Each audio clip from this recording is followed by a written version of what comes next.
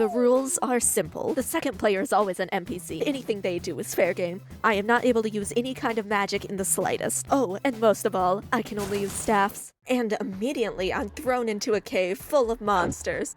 And I don't even have a staff to use. Conveniently, there are some spikes here, like suspiciously convenient. Well, whatever, time to get some magic I can't even use. Speaking of things I can't use, until I get my hands on a staff, I can't use anything. So I'll have to figure out some other way to beat this quest. And by other way, I mean spikes. Again. Hehehe. Spikes. Anyway, gotta grab these ores and move on to the quest that'll actually give me a staff. Yep. Right on cue, and just in time for the first real battle, which isn't anything exciting. So now I take a quick pit stop before going on to the next quest. Oh no! Anyways, wait, I just realized something. So, if anything the NPC does is fair game, that means I can just give them the power-ups to use for me. Yes! NPC, do my bidding. Yes! Getting stuck on an island. Well, I know the way off, so it's not a problem. But this fight might be. Although this is highlighting one of the benefits to using staffs, that being that long-range weapons make it much easier to not get hit. In fact, I can do this whole battle without taking damage. Okay, now back inside the ruins for loot. Oh, finally. Now I can fight as either character. As for the game, we gotta try and reforge this weapon that is really vital to the plot of this game by collecting all the shards. And with that little exposition out of the way, I can get on to another fight. Also, I don't care that these are level 10 monsters, because as long as I avoid getting hit, I can literally be any monsters. Okay, maybe I do need to grind a bit. Cave time! Ooh, and a new staff, and its type is super effective against the enemies I'm fighting, so each staff has a different type of magic it uses, and some enemies are weak or strong against certain types of magic. Pretty typical RPG stuff. Whatever, I gotta beat another fight to prove if I'm worthy enough to get the King's Blade or something. Unfortunately, Kit has the ability to heal, which is an absolute pain. But I think the best strategy for this fight is speed. After all, I am seemingly doing more damage than Kit is healing. So if I spam, eventually things will work out. It also helps that this is still early game. The fighting does get much more complex than spamming, but not for a while. So with that out of the way, it's time to get the first shard. But not after grinding a bit to get up to the recommended level. Or close enough. Ooh, follow the light.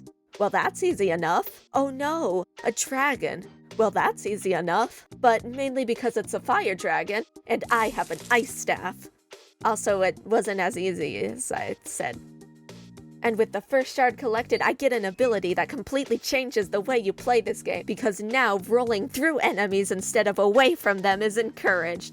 The only problem is when rolling through enemies, it's a lot easier to get hit. And since my weapons are long range, that means I'm usually not close enough to even roll through enemies in the first place. So yeah, I'll have to practice a bit before moving on. Yes, I know this is enthralling, but would you rather it be in real time? No? You'd rather...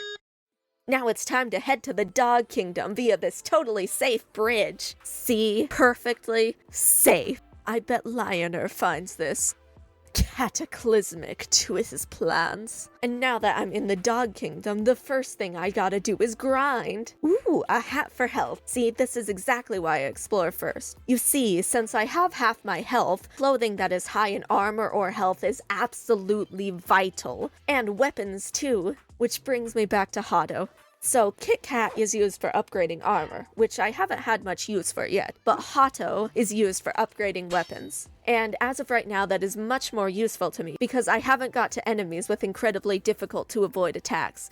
I mean, not yet. Wait, no, I don't want to fight. Okay, let me pause right here.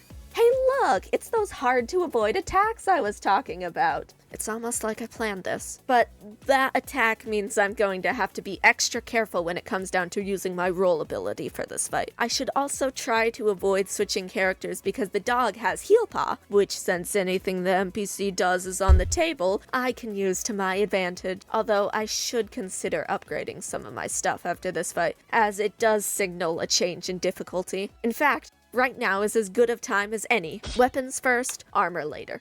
Anyway, back on track. After all, I gotta get the second king shard, preferably before Wolfren gets it, because then he'll have too much power and we won't be able to beat him if I'm following the plot correctly. It's probably fine. Ooh, foreshadowing. Regardless, it is time to mention the main problem with this challenge. You can probably figure it out if you look at the damage I'm doing, but Wolfren, one of the two main bosses in this game, is strong against magic, meaning the only way I can defeat this guy is with some good RNG, avoiding attacks, and using my roll ability. I'm okay, I think. Sadly, we were too late for getting the king shard, so that means it's time to raid the capital. Oh no, we've been spotted, so you know what that means. Yeah, I get to fight Wolfren again. But once again, I just gotta avoid these attacks and I'll be fine. Okay, maybe not fine, but this arena is big enough that I can just run away and go heal one of my other characters if they die. Also, I'll just be fine if the NPC keeps healing. I say as I don't switch characters, making it so I can't use the healing. Yeah.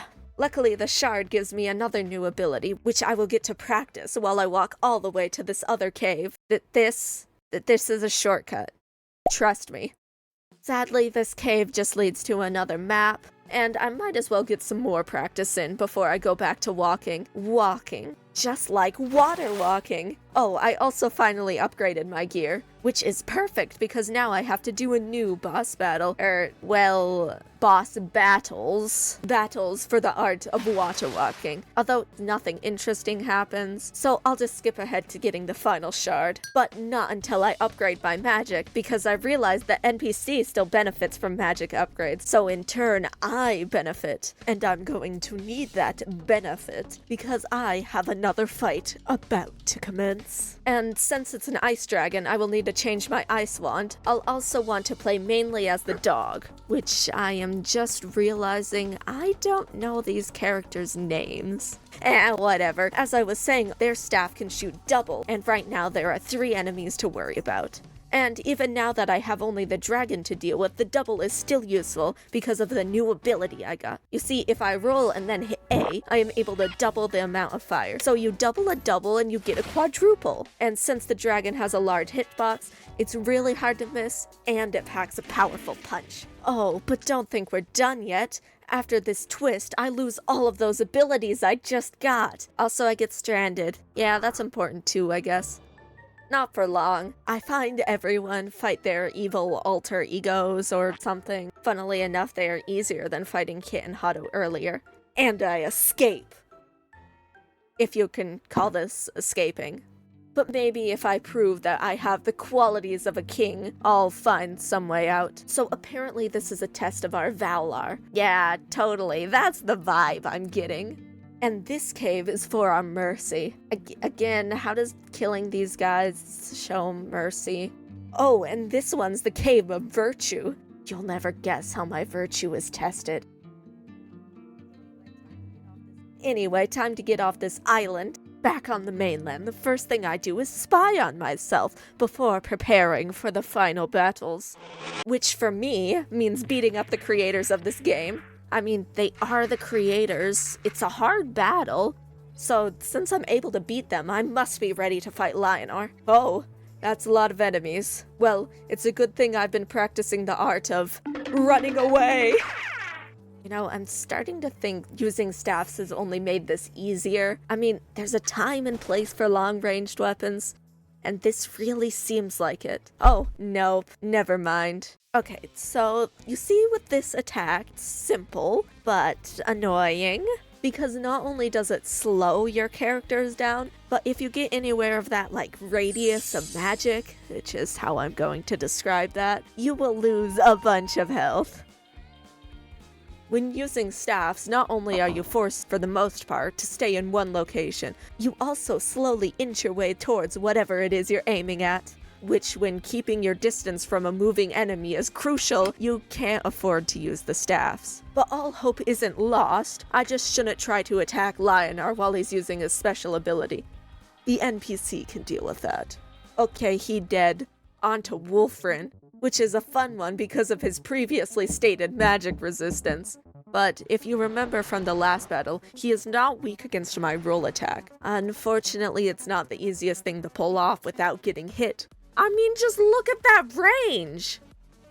This is honestly really stressful. Like, if I make one mistake, I'll die and I'll have to restart. Well, the arena is big enough that I can just stall and revive if I actually die, so I guess it makes sense that I finish this part. Ooh, who could possibly be the real Wolfren? Could it be these NPCs? Or this NPC? Or how about Wolfren? Anyway, this part of the fight isn't anything special. But the final part is because— So, because of his new attack, I won't be able to easily roll through him. Meaning I'm just going to have to attack using my staff and try my hardest to avoid every attack. And if I mess up, the NPC will hopefully be able to help me with healing.